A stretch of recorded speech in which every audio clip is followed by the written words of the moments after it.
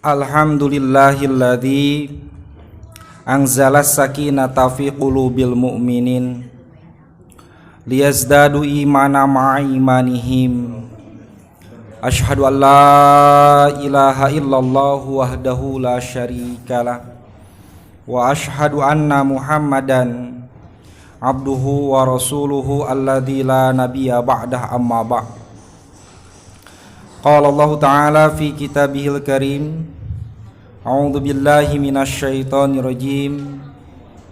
Ya ayyuhalladzina amanu taqullaha haqqa tuqatih wa la tamutunna illa wa antum muslimun.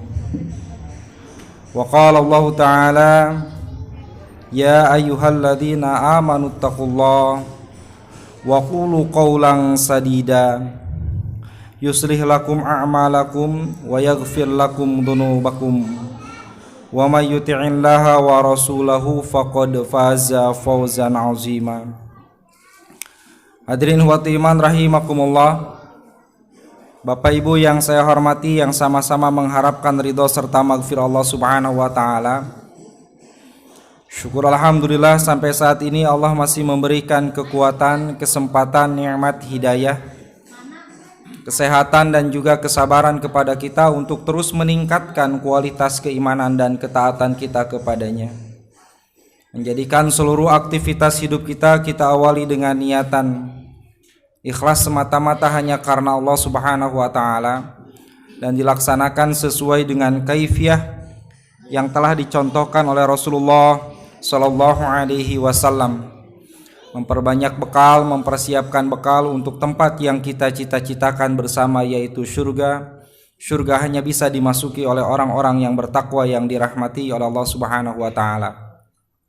Dan kita berkumpul di tempat ini, mudah-mudahan Allah memberikan keberkahan, kemuliaan dan kasih sayangnya kepada kita semua.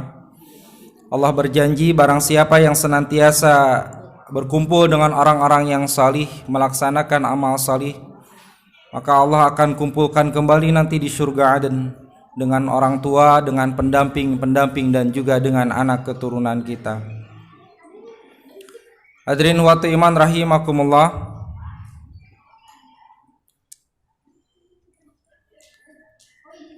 dalam setiap hari minimalnya 17 kali kita minta sama Allah Subhanahu wa taala, kita berdoa kepada Allah Subhanahu wa taala di dalam surat Al-Fatihah di ayat ke-6 dan nanti dijelaskan di ayat ke-7-nya. Kalimat ini senantiasa diulang-ulang. Kalau minimal ya saya katakan tadi 17 kali, karena setiap sholat senantiasa kita membaca itu. Kalimat ihdinas siratal mustaqim. Kalau kita lihat dari sisi domirnya, sebelum ihdina ternyata di kalimat iyyaka na'budu juga menggunakan domir nahnu, kami. Ini menunjukkan bahwa ibadah memohon kepada Allah Subhanahu wa taala, berdoa tidak cukup dengan sendirian, tapi bahasanya adalah kami. Makanya surat Al-Fatihah secara tidak langsung pun ya mengandung makna agar kita senantiasa beribadah kepada Allah Subhanahu wa taala dengan berjamaah, enggak sendiri-sendiri. Na'budu, kami, berarti kan bukan hanya sebatas saya. Kalau saya kan a'budu, berarti siapa? Pendamping-pendamping kita, anak-anak kita, keturunan kita, bahkan juga orang tua kita, keluarga kita. Na'budu termasuk juga dengan ihdina. Maka ketika meminta, ya Allah tunjukkan kami, berikan kami hidayah, bukan hanya untuk kita saja sebetulnya hakikat doa itu, tetapi juga untuk pendamping kita, keluarga kita, keturunan kita. Hadirin wa iman rahimakumullah, bahkan yang perlu kita lebih tekankan adalah bukan sekedar minta ditunjukkan saja, ya, tapi diberikan bimbingan. Karena menggunakan kalimatnya adalah hudan. Al-huda itu adalah kan petunjuk. Makanya nanti dirinci sama Allah Subhanahu wa taala di dalam surat Al-Baqarah. Kalau di surat Al-Fatihah ayat 7-nya hanya sekedar ya jalan yang diberikan kenikmatan oleh Allah Subhanahu wa taala. Siratal ladzina an'amta 'alaihim. Maka kemudian lebih dirinci mana jalan yang diberi kenikmatan itu, yaitu di dalam surat Al-Baqarah nantinya. Dirinci. Nah, kemudian awal-awalnya di minimal adalah surat awal surat di ayat ke-1 sampai dengan ayat ke-5.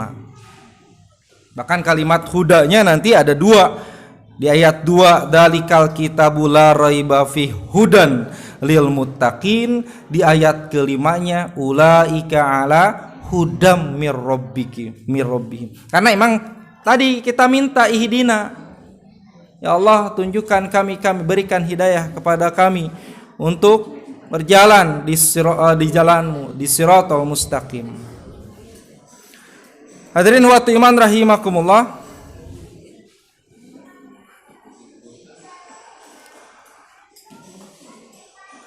Kalau kita perhatikan bagaimana makna al-huda itu, petunjuk itu, nanti pas sekali dengan makna dirinci di dalam awal surat Al-Baqarah itu. Sayyid Qutb dalam tafsirnya menyebutkan al-huda itu tidak akan terlepas dari yang namanya Al-Quran.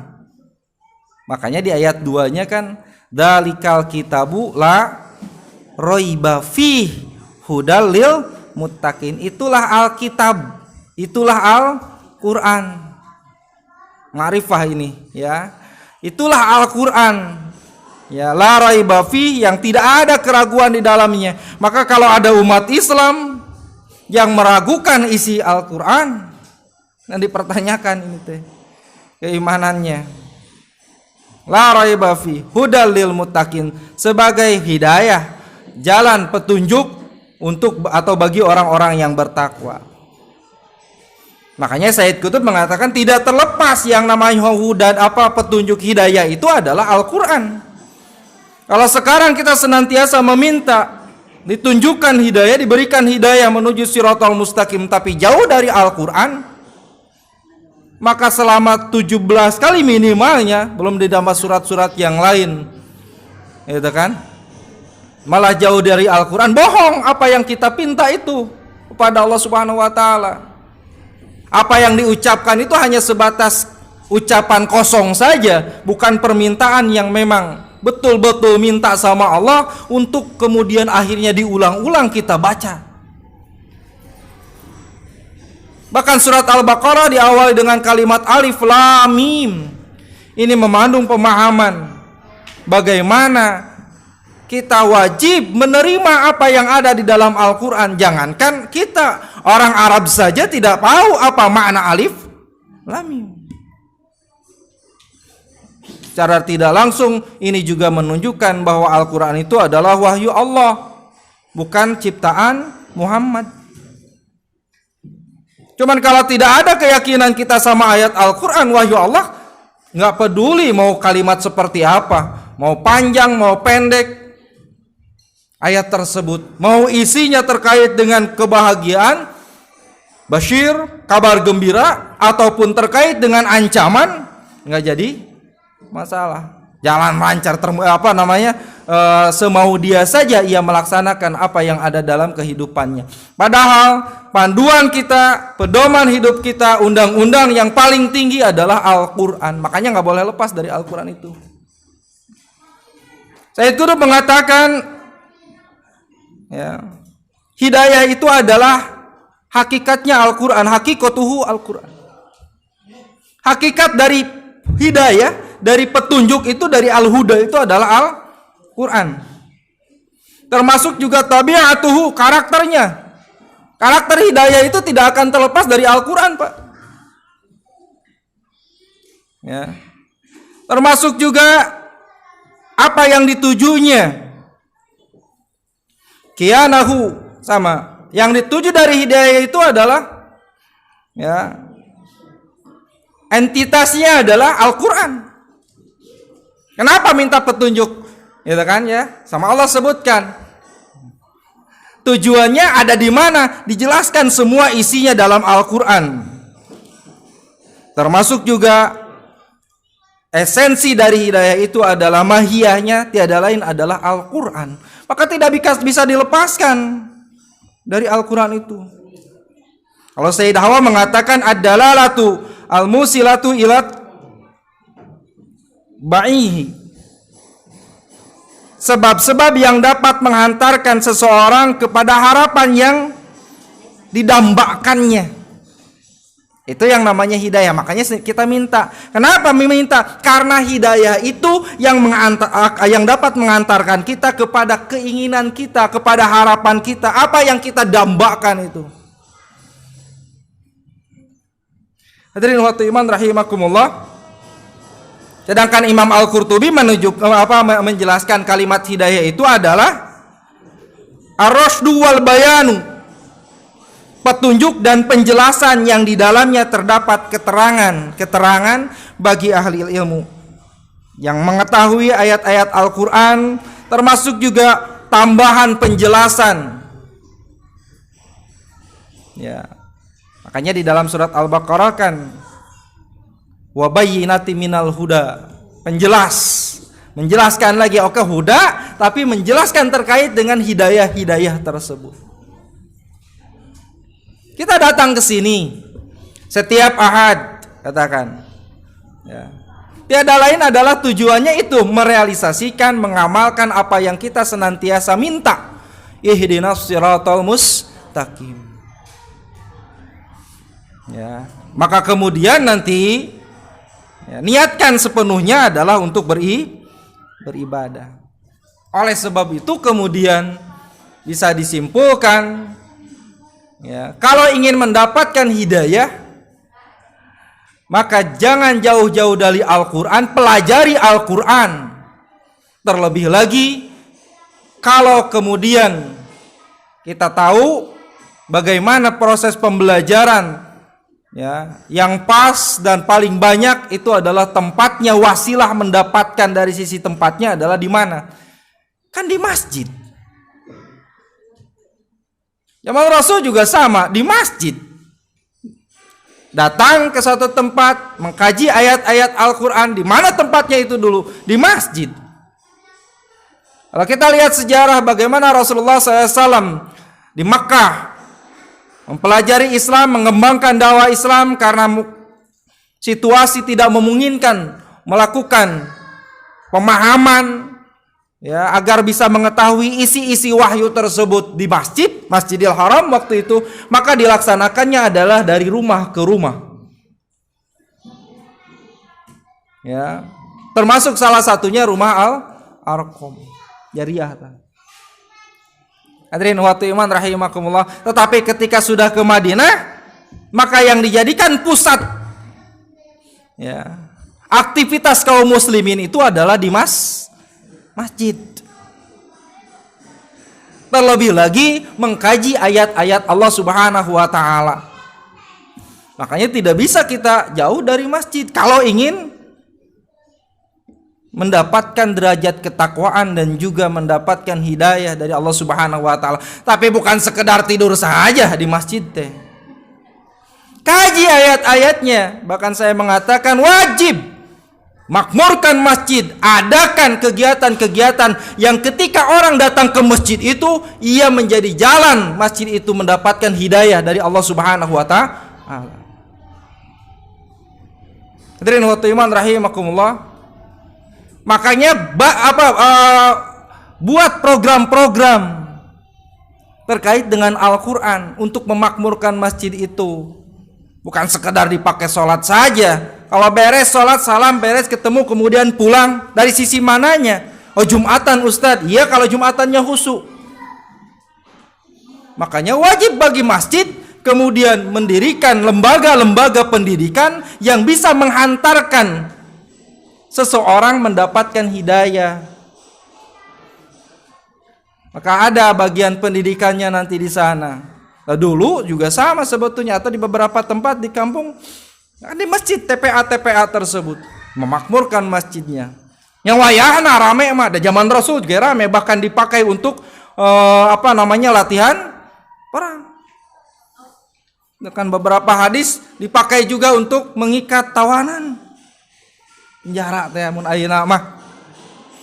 Hadirin wa iman rahimakumullah. Kalau sekarang kan malah ditakut-takutin di masjid teh, Pak. Kamu aya Covid mah. Ya, nggak mau, Pak, deketan safnya. Itu harus berjarak. Masjid ini kan ada yang ngelaporin, kenapa? Karena tidak berjarak. Itu usil. Ya. Tapi yang lucunya tempat-tempat hiburan, berenang, jungle tabunya. Wah, ada promo jungle. Ya. Masuk di situ. Diskon sekian. Di bawahnya ada tetap melaksanakan atau dengan prosedur protokol kesehatan. Saya bingung di situ, Bu. Kumaha di kolam renang aya protokol kesehatan? Bayangkan. Oh, berenangnya berjarak. Iya, berenangnya berjarak atau pakai masker. Ai eta cai berendam bersama-sama. Hadirin waktu iman rahimakumullah. Jadi masuk masjid malah kasienan. Komo nu sabelah batuk deui, Pak. Waduh. Bukan bersih hati, malahan kemudian mengotorinya. Maka sederhana sebetulnya di ayat ini saja kalau kita kaji. Butuh hidayah tiap hari minta pengkajian terhadap Al-Quran. Sambil susah kadang, wah berat sekali. Padahal itu yang nanti akan kemudian menyelamatkan kita. Ayat-ayat Al-Quran itu yang akan menjadi penerang nanti di alam kubur kita, di padang mahsyar kita. Maka saya tidak akan pernah bosan di sini juga. Setiap kajian. Itu ya. Ada tahsinnya, ada tafsirnya. Minimal 2 itu sajalah. Nanti bukan hanya sebatas itu. Bukan hanya sisi tarbiyahnya saya yang ada wajib di masjid teh. Termasuk yang wajib ada di lingkungan masjid itu adalah apa? Lembaga perzakatan. Mengapa? Lihat di dalam ayatnya juga, wa aqimus shalah wa atuz zakat. Salat di mana? Di masjid tempatna jamaah teh. Termasuk lembaga zakat pun untuk apa? Menyokong dana sabilillah di masjid tersebut. Dari waktu iman rahimakumullah. Ya. Di dalam kitab Janajah di Bulughul Maram, ininya masjid nih, utamaan masjidnya, ya. Karena suatu saat Rasulullah SAW merasa kehilangan seseorang yang biasa nyapu masjid. Ya biasa nyapu masjid, beberes. Kalau di kita namanya apa, Bu? Marbot. Bahkan banyak yang tidak diperhatikan di kita marbot teh. Seakan-akan tugas kebersihan itu ada pada marbot. Ya kan? Maka ketika ada sampah dan yang lainnya di sekitar masjid, tenang weh. Dan tugasnya adalah marbot. Hadirin waktu iman rahimakumullah. Nah, waktu itu Rasulullah SAW merasa kehilangan seorang perempuan yang takumul masjidah. Takumu itu adalah di sini maknanya membersihkan, tukang nyapu, bareto mah. Maka kemudian fasa'ala anha Nabiyyu sallallahu alaihi wasallam. Nabi nanya kepada para sahabat, kemana wanita tersebut? Perempuan, Bu. Ya. Kenapa perempuan? Karena waktunya banyak kosong. Kalau sekarang enggak, karena perempuan juga aktif. Ya. Beres di rumah kemudian nyari masjid tuh. Buat apa? Bebersih. Menyiapkan untuk anak laki-lakinya, untuk para suaminya agar sholat nanti nyaman, tenang di masjid. Maka kemudian para sahabat menjawab, matat ya Rasulullah, perempuan tersebut meninggal ya Rasulullah. Rasul sampai mengatakan, afalakum tum adan tumuni, kenapa nggak ngasih tahu saya? Kenapa tidak memberitahu kepada saya? Ya. Maka kemudian paka'annahum saggaru amaraha. Ya. Ini sama dengan kita sebetulnya. Para sahabat itu mereka seakan-akan meremehkan urusan itu. Ada marbot, iya. Dan sekarang ini sudah mulai banyak di kita. Giliran orang yang meninggal, giliran orang yang sakit itu adalah bukan orang yang terpandang, bukan orang kaya, bukan yang punya jabatan. Kadang cukup di WA saja. Bari salah deui eta teh. Ya, cukup di WA saja. Innalillahi wa inna ilaihi rajiun. Turut berduka cita, mudah-mudahan diampuni dosanya. Semoga husnul khotimah. Tambahan eta, semoga husnul khotimah. Padahal doa husnul khotimah mah sebelum meninggal. Hadirin wa iman rahimakumullah. Ya. Bahwa sunahnya apa? Datang. Nah, ditunjukkan nanti oleh Rasulullah. Ya. Itu Rasul sedikit agak marah mun bahasa sekarang mah. Kenapa meremehkan? Ini lagi seorang marbot, tukang bebersih masjid. Hati-hati, bisa jadi pahalana lebih gede manehna daripada imam. Itu. Kenapa? Karena mereka jariahnya bukan main. Mereka siapkan sajadah-sajadah yang mungkin bau sama mereka makanya marbot-marbot nih kalau dididik, ya, jangan sampai katakan niat ikhlasnya kemudian terkotori dengan materi.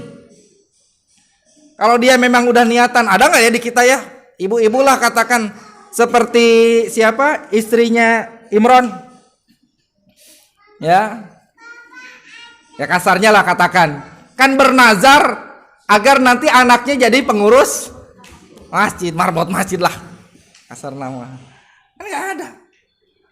Gitu. Hati-hati ketika kemudian para marbot masjid itu tujuannya hanya itu saja. Bukan tujuannya adalah ini adalah saya mengurusi rumah-rumah Allah. Nah, ditakdirkan kemudian ada ujrohnya. Gitu. Ya, sekarang terbayang saja jariah mereka lah. Sebelum sholat, kalau sekarang musim Covid katanya dipel dulu, disemprotan heula. Ya, bahkan mereka kadang lebih bangun lebih pagi daripada kita. Mereka harus adzan, ngasih tahu gitu kan, dan yang lainnya. Hadirin wa iman rahimakumullah. Maka kemudian Rasulullah SAW meminta agar ditunjukkan, dullani ala qabriha, tunjukkan ya ke kuburannya. Padallahu fasalla 'alaiha, maka Rasulullah SAW ya diantar, ditunjukin, kemudian salat atasnya. Salat apa, Bu? Salat jenazah di kuburan, bukan salat ya salat wajib atau salat sunat kuburan, nggak ada. Ya ini salat jenazah. Prakteknya sama semuanya. Gitu. Hadirin wa iman rahimakumullah. Jadi kalau kita perhatikan bagaimana begitu utamanya Rasulullah SAW ke orang yang mungkin dianggap remeh sama kita.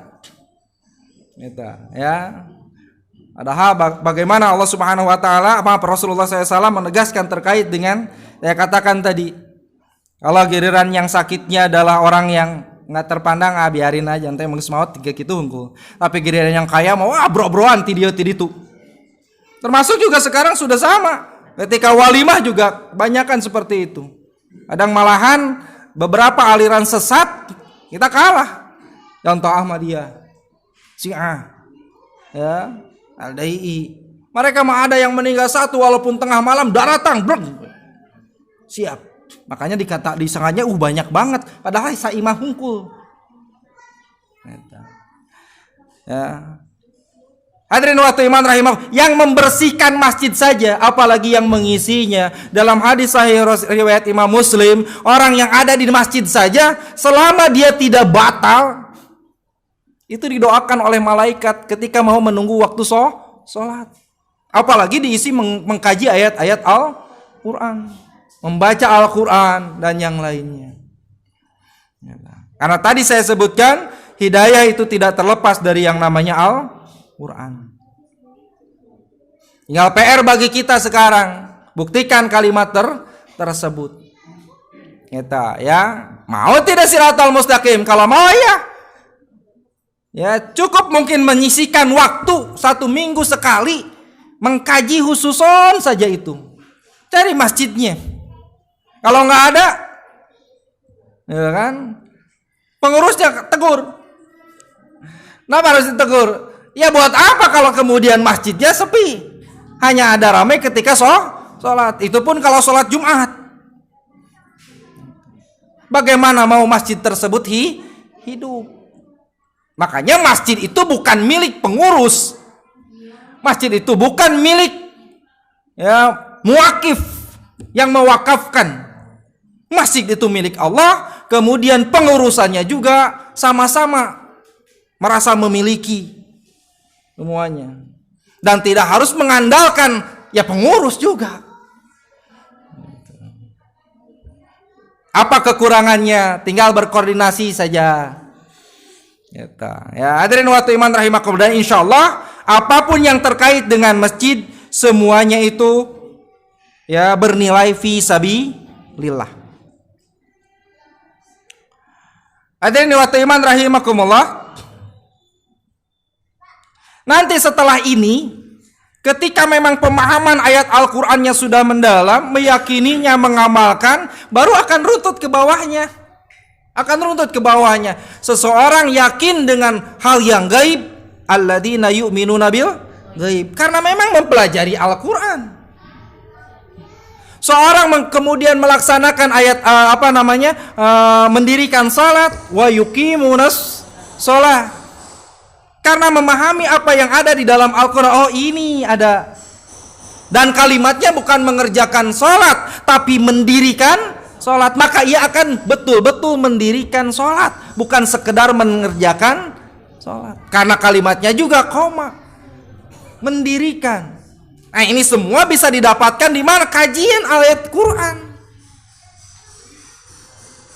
Gitu. Apalagi kalau sampai dicatat dan yang lainnya. Bawa Qurannya masing-masing.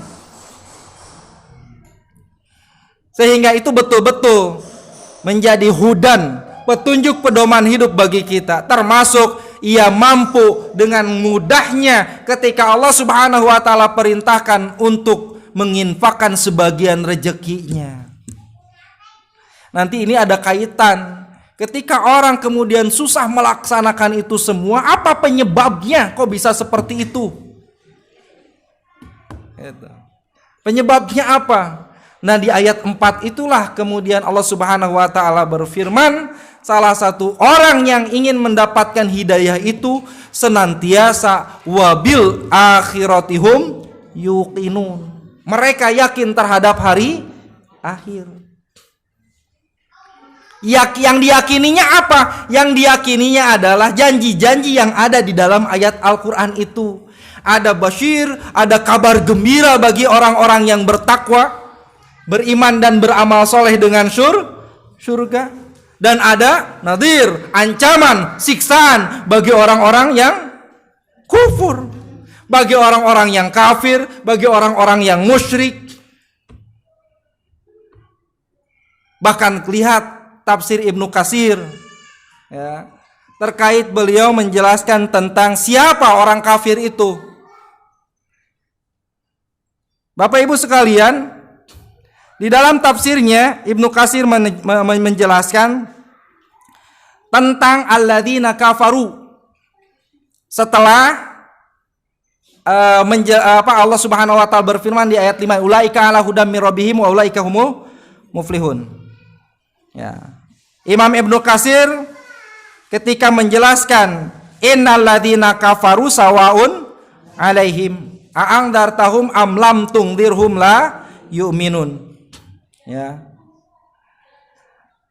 Nah, beliau memberikan definisi orang kafir itu adalah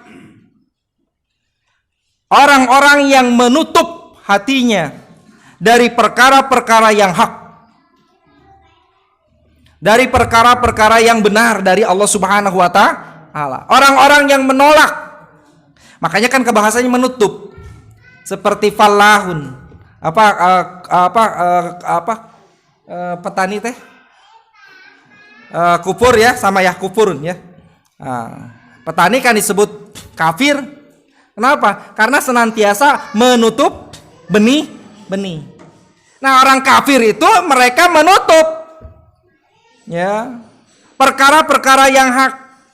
Bahkan Imam Ibnu Katsir mengatakan bukan hanya sekedar menutup, tapi mereka menjegalnya, menolak, Pak.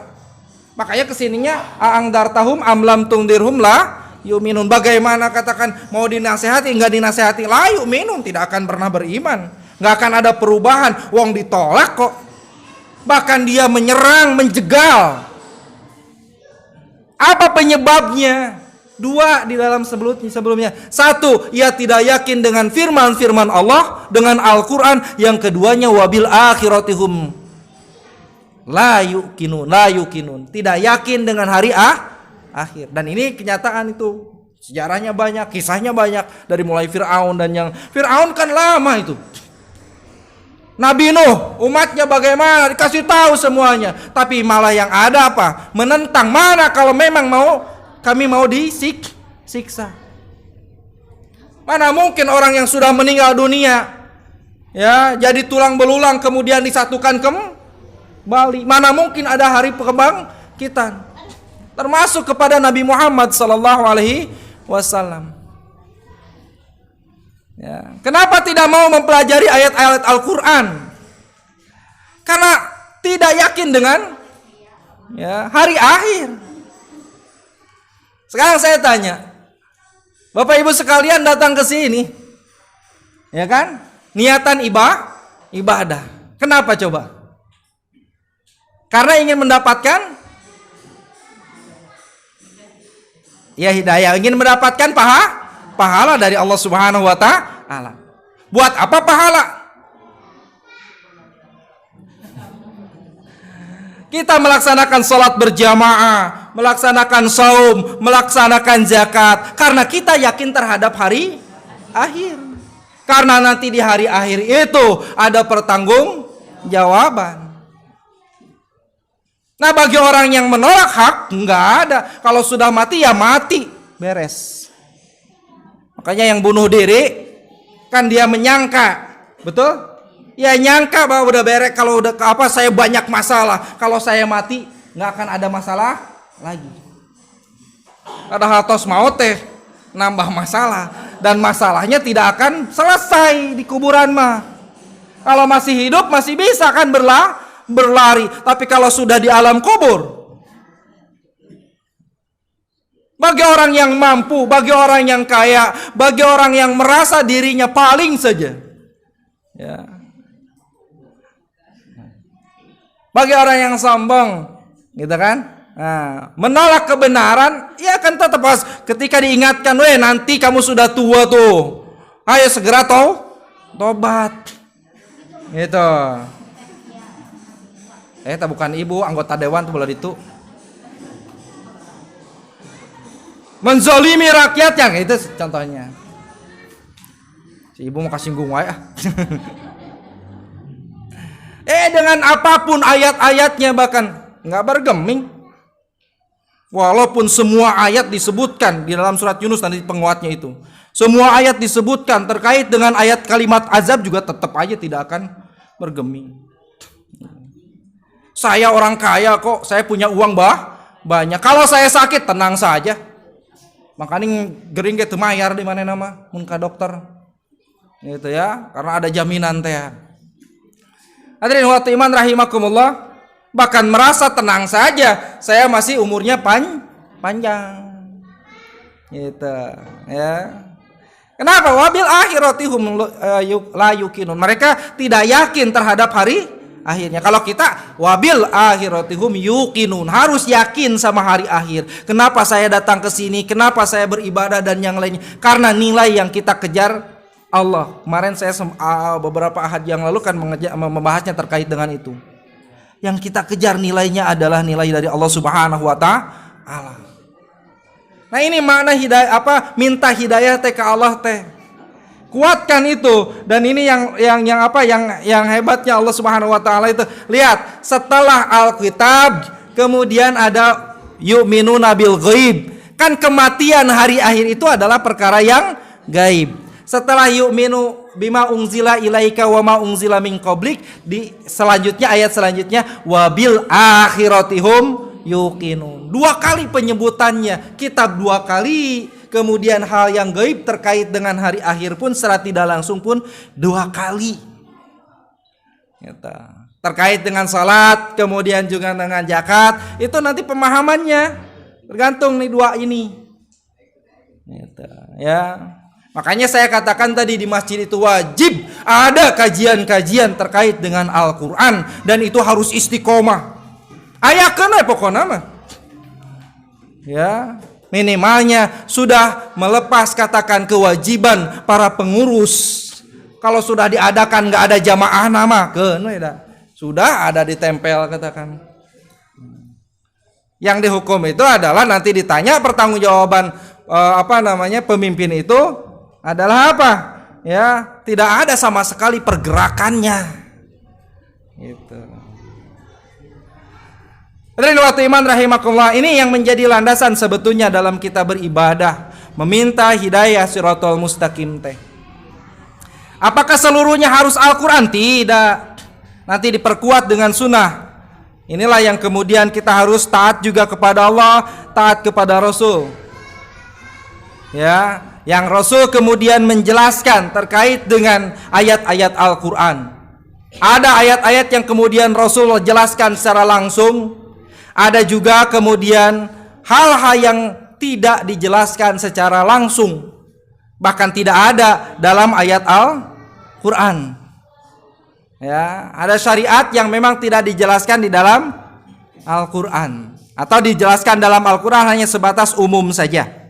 Salah satu contohnya adalah terkait dengan pengurusan jenazah.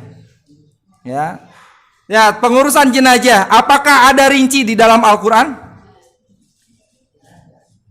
Ya, harus ketika ada yang meninggal, kemudian kita memandikan, kemudian juga mengkafani.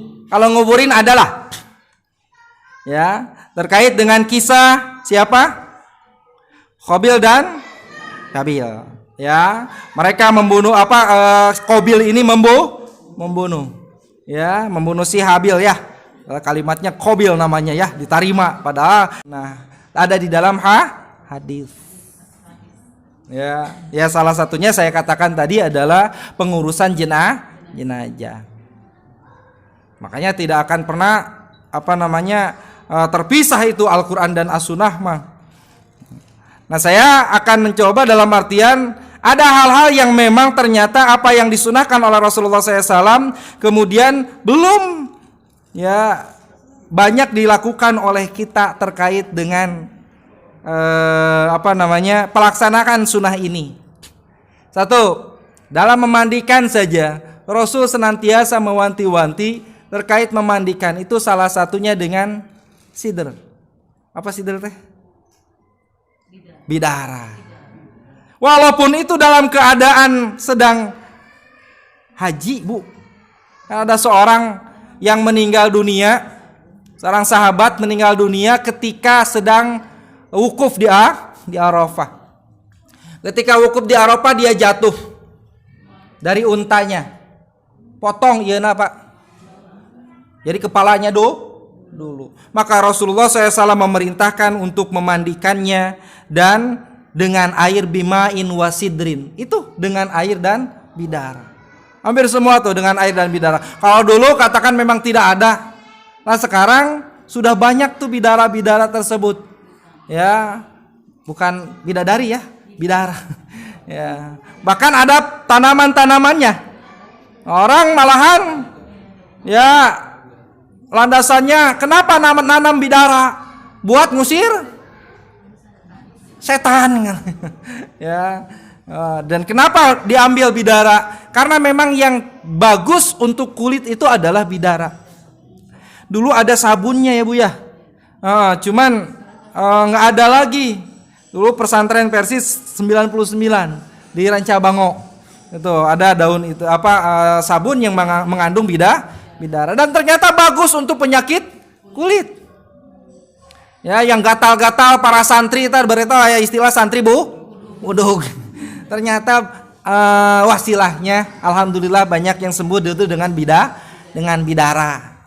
Kalau sekarang lagi lain budugnya adanya skabies katanya Bu eta teh. Karena ada kutu namanya skabi gitu ya. Nah, itu dengan itu atau dengan habatus sauda. Minyaknya dibalur kalaupun tidak ada. Bahkan di beberapa toko herbal ada batangannya, ada bubuknya. Nah ini seharusnya yang disiapkan untuk memandikan. Karena dalam beberapa hadis Rasul senantiasa bima inusidin, gitu, ya. Kemudian yang keduanya, ya, cara mengkafani. Ya Rasul sampai kemudian memberikan penegasan. Hadis dari Ibnu Abbas radhiyallahu anhuma anna Nabiyya sallallahu alaihi wasallam qala, bahwasannya Nabi sallallahu alaihi wasallam menegaskan atau bersabda, ilbasu min siyabikum al-bayadha.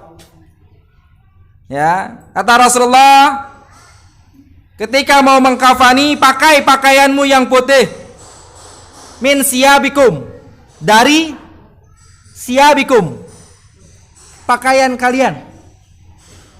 Ya, dan al-bayad, warnanya putih. Ada yang nanya, Ustadz, kain kafan harus putih? Putih. Karena memang kata Rasulullah harus putih. Gitu ya, kecuali nanti yang meninggal dalam keadaan fisabilillah perang. Ya, termasuk nanti yang tadi tuh, yang meninggal di waktu haji atau umroh. Yang meninggal di waktu haji dan umroh, ya, dalam aktivitasnya ya Pak ya. Mungkin dia sedang sa'i, mungkin dia sedang tawaf, mungkin dia sedang melempar jumrah, belum tahalul, maka di kafani dengan kain kafannya. Berarti cuman berapa? Dengan kain ihramnya, berarti cuman berapa lembar? 2 lembar. Bahkan dalam hadis yang lain sengaja wajahnya tidak ditutup, khususon itu Pak. Khususon yang haji dan umroh. Tapi yang sedang melaksanakan, ayo jalan-jalan di pasar mantu. Ayo deker di pasar, di rumah sakit, enggak itu. Ini mah lagi tawaf ternyata kelelahan langsung tiba-tiba. Nah itu langsung. Ininya tidak. Nanti ada hadis yang menjelaskan tentang dipanggil nanti orang-orang yang seperti itu, pas dia dibangkitkan, mereka sambil mengucapkan talbiyah. Ini keutamaannya Bu. Lain maut di Makkah di Madinah, nah, tapi sedang pelaksanaan itunya. Gitu, tapi jangan bunuh diri juga, gitu ya. Nah, beda lagi dengan nanti yang jihad fisabilillah, itu mah seadanya aja segitu. Ya, bahkan kemudian langsung dikuburkan. Ya, bahkan Rasul menegaskan fa innaha min khairi siyabikum tuh. Bukan hanya sebatas dari siyabikum saja, tapi yang min khair, yang terbaik. Nanti dalam hadis yang lain Rasulullah SAW menegaskan fa yuhassin kafanahu. Hendaklah bagusin kain kafannya. Nah ini sunnah Rasulullah SAW dan itu ada di dalam buku atau kitab Bulughul Maram. Ya, orang Bulughul Maram tamat-tamat Pak. Santri gitu tamatnya deh. Gitu. Kenapa? Karena awal-awal belajar kitabul jami, adab, kemudian baru nanti setelah ini beres belajar fikih. Kadang nggak sampai tamat saja. Ya paling mentok sampai kisaran sholat gitu. Karena saking banyaknya hadisnya. Ya, padahal bukunya kecil. Ini bagus sebetulnya ada kajian seperti ini terus, Bu. Jadi paham juga, ada kajian tafsirnya hari apa, ada kajian hadisnya hari apa. Gitu. Apalagi pemuda nih. Wah, ini wajib pemuda masih banyak waktu luangnya. Ya. Hadirin wa iman rahimakumullah. Jadi lihat dalam beberapa hadis ini, ya Rasul saja kain kafannya itu katun dari Yaman, bergaris putih, seperti kain ihram lah.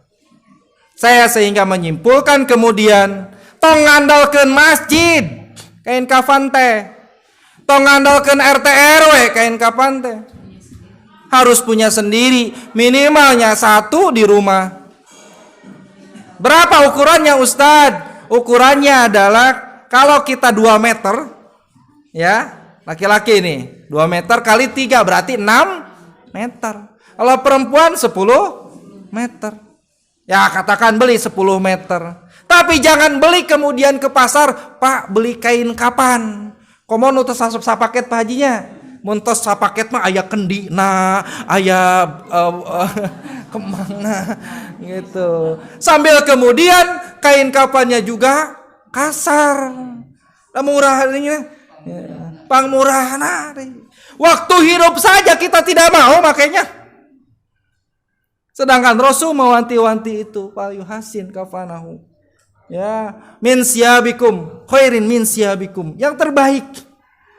Berarti kan harus disiapkan masing-masing rumah teh. Ya pas mau teh tenang sudah ada, tinggal beli yang lainnya, kapas dan yang lain gitu. Ustadz nanti lama ini, kan meninggalnya juga nggak tahu. Anggota keluarga bahkan katanya takut Ustadz kayak seakan-akan meninggal ada di hadapan mata. Dan kan memang Rasul mengingatkan seperti itu. Kita harus banyak mengingat kematian. Dibuka lemari ayah khusus kain kapan ngingetin kita kan. Nah ini kan kemudian akan membina kemudian hati kita untuk senantiasa wabil akhiratihum yuqinun, makin yakin. Trik saja Bu itu mah sebetulnya. Ketika kemudian bapak ibu menyiapkan ke anak-anak, wanti-wanti ke anak juga, mama kenapa nyiapin kayak gitu? Gitu kan ya, bukan ingin panjang umur kan gitu ya. Bukan, ini mengingat kematian, mengingat hari akhir agar kita senantiasa kalau sudah teringat kemudian mempersiapkan sehingga menjadi orang-orang yang kata Rasulullah adalah seorang yang akyas, orang yang cerdas, paling cerdas. Itu orang yang mengingat kematian dan mempersiapkan kematian. Mempersiapkan kematian minimal dengan nyiapin kain kafan. Eser nu alus sameter 30.000 katun Jepang. Lain rek jualan abdi. Itu ya. Yang lebar. Soalnya ada kain kapan yang kemudian pendek. Pak Haji ya. Harus susah. Ditarik itu. Yang lebar sehingga nyaman kita. Gitu ya. Hadirin wa iman rahimakumullah. Ya, beli setiap bulan Syawal. Ya. Kenapa bulan Syawal? Karena bulan Ramadan kalau 1 tahun belum ada yang meninggal di keluarga kita dijadikan seragam lebaran. Ya. Kalau kainnya bagus ya Bu ya. Ibu-ibu kemudian bikin mukena kan ya. Bapak-bapaknya koko tinggal tambah-tambah saja ya untuk tambahan warnanya gampang lah gitu ya. Hadirin waktu karena dari. Nah ini yang kemudian juga kalau tanpa dikaji kita tidak mengetahui selama ini eta jeung eta we dalam artian gini. Padahal Rasul mengingatkan itu di kitab yang sering kita bawa-bawa juga. Ya harus yang terbaik gitu ya. Hadirin wa iman rahimakumullah, termasuk bagaimana di dalam hadis-hadis tersebut terkait dengan orang-orang yang kemudian menyolatkan. Dulu saya mendengar ini kajian ini disampaikan oleh Ustadz Mansur Ari ya, ada yang sampai katakan 40 orang, 100 orang, 3 saf. Gitu kan ya? 3 saf. Ini juga harus menjadi pengingat kita. Kalau memang tidak musyrik, la yusyrikuna billahi syai'an, tidak musyrik, ya, tidak melakukan kegiatan syirik sedikit pun, maka akan diterima doanya, akan diampuni. Ada yang disebutkan akan diterima syafaatnya. Ini pun yang harus menjadi pertanyaan kepada diri kita semua. Kalau kita jarang berkumpul dengan orang-orang yang salih, kalau kita jarang berjamaah dengan orang-orang yang salih, lalu siapa yang akan menyolatkan kita? Siapa yang akan mengurusi jenazah kita?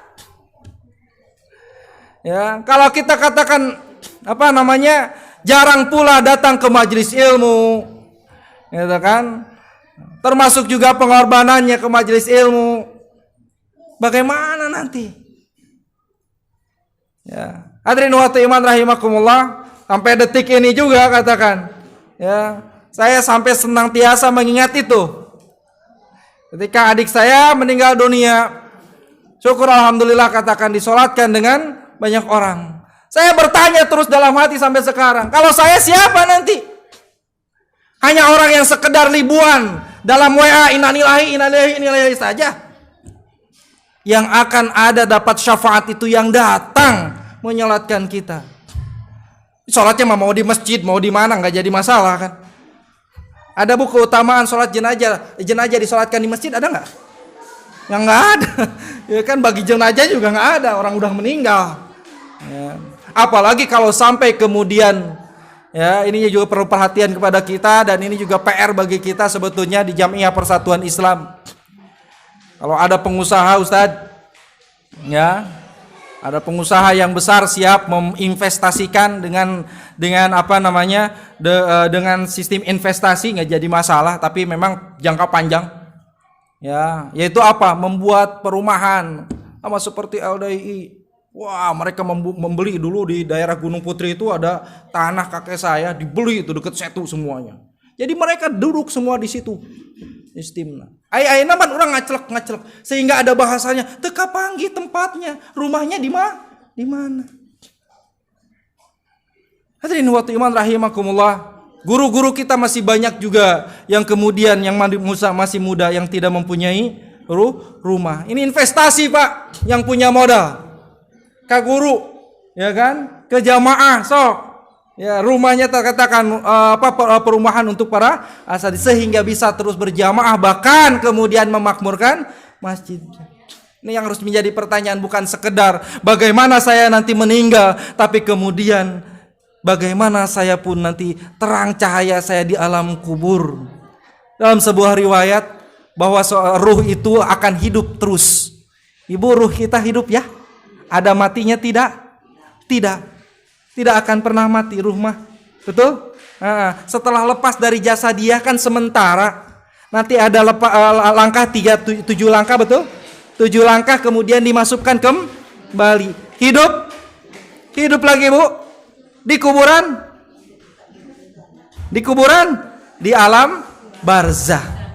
Hidup lagi di alam barzah, beda tempat. Nah, roh-roh ini kalau kemudian ahlinya yang yang ditinggalkannya kemudian berdoa, Rasul juga menegaskan nanti di Kitabul Gumaran itu ada, ketika orang menyolatkan, ketika orang mendoakan, ya, ahli kubur, maka itu akan menjadi penerang, Pak, akan menerangi, Pak, alam kubur itu bagi si jenazah ini.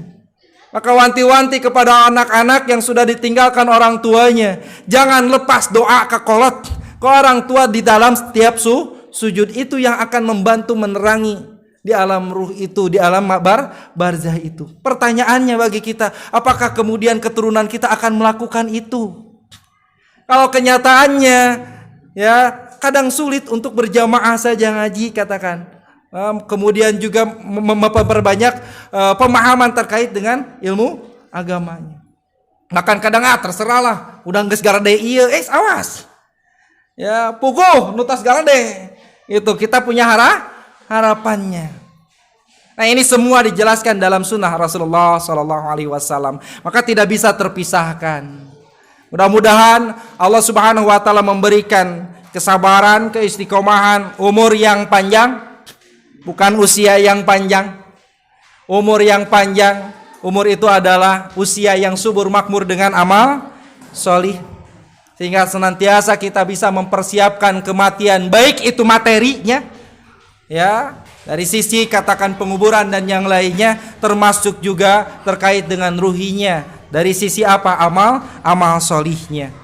Jangan berat langkah kaki, jangan terasa berat langkah kaki ini untuk mengkaji ayat-ayat Allah ke masjid, terutama untuk berjamaah, walaupun jauh, walaupun berat, karena itu yang akan menjadi nilai pahala kita, itu yang akan jadi bekal kita nantinya. Itu. Dan bukan hanya sebatas sendiri, ajak semuanya, ajak anak, ajak pendamping, agar senantiasa nanti betul-betul kita mengamalkan na'budu ihdina rabbana, dan kita kumpul semuanya di surga. Hadirin wa iman rahimakumullah, demikian mungkin yang dapat saya sampaikan. Sekali lagi mudah-mudahan kita diberikan keistiqomahan oleh Allah Subhanahu wa taala untuk senantiasa ada dalam ketaatan kepada Allah, ada dalam keimanan kepada Allah, mengkaji ayat-ayat Allah dan sunnah-sunnah Rasulullah SAW sebagai bekal untuk kehidupan akhir, terutama adalah hari akhir yang di sana tempatnya kita memetik, di sana tempatnya kita memanen hasil dari buah yang kita tanam di dunia ini. Yang benarnya datangnya dari Allah Subhanahu wa taala, yang salahnya kehilafan, kelalaian saya pribadi, mohon maaf yang sebesar-besarnya. Akhirul kalam, Rabbana la tuzigh qulubana ba'da idh hadaitana wa hab lana min ladunka rahmah innaka antal wahhab. Rabbana atina fid dunya hasanah wa fil akhirati hasanah wa qina adzabannar. Rabbana taqabbal minna innaka antas samiul alim wa tub alaina innaka antat tawwabur rahim. Warhamna innaka anta khairur rahimin warzuqna innaka anta khairur raziqin. Walhamdulillahi rabbil alamin. Wassalamualaikum warahmatullahi wabarakatuh.